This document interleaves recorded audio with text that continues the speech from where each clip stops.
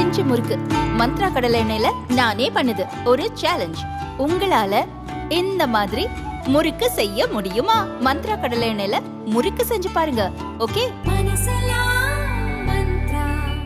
உண்மை தகவல்களை மறைத்து பொதுநல வழக்கு தொடர்ந்தவருக்கு 20 லட்சம் ரூபாயை அபராதம் விதித்தும் ஓராண்டுக்கு பொதுநல வழக்கு தொடரக்கூடாது என தடை விதித்தும் உயர்நீதிமன்றம் அதிரடியாக உத்தரவிட்டுள்ளது.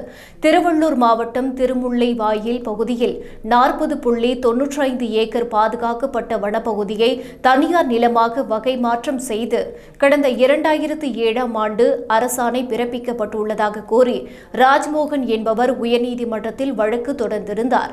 அதில் முன்னாள் எம்எல்ஏ ஞானசேகரன் தனது அதிகாரத்தை தவறாக பயன்படுத்தி பாதுகாக்கப்பட்ட வனப்பகுதி நிலத்தை தனியார் நிறுவனத்துக்கு ஒதுக்கீடு செய்து அரசுக்கு பல கோடி ரூபாய் இழப்பை ஏற்படுத்தியுள்ளார். எனவே அந்த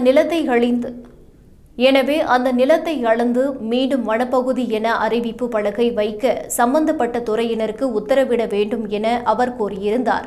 இந்த வழக்கு தலைமை நீதிபதி KR ஸ்ரீராம் மற்றும் நீதிபதி செந்தில்குமார் ராமமூர்த்தி ஆகியோர் அடங்கிய அமர்வில் விசாரணைக்கு வந்தது.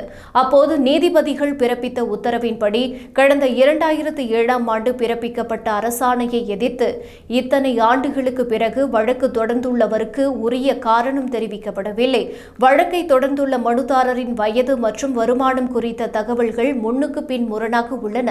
அந்த நிலம் வகை மாற்றம் செய்யப்பட்டது தொடர்பான உண்மை தகவல்களை மறைத்து மனுதாரர் பொதுநல வழக்கை தொடர்ந்துள்ளார். எனவே அவருக்கு 20 லட்சம் ரூபாய் அபராதம் விதிக்கப்படுகிறது. அந்த தொகையில் வழக்கால் பாதிக்கப்பட்டுள்ள கட்டுமான நிறுவனத்துக்கு 10 லட்சம் ரூபாய் மற்றும் மாநில சட்டப்பணிகள் ஆணைய குழுவிற்கு 10 லட்சம் ரூபாயை 4 வாரங்களில் செலுத்த வேண்டும் என்று நீதிபதிகள் தெரிவித்துள்ளனர். அத்துடன் மனுதாரர் அடுத்த ஓராண்டு காலத்தில் நீதிமன்றத்தின் அனுமதியின்றி எந்த ஒரு பொதுநல வழக்கும் தொடரக்கூடாது என தடை விதித்தும் வழக்கை தள்ளுபடி செய்து உத்தரவிட்டுள்ளனர்.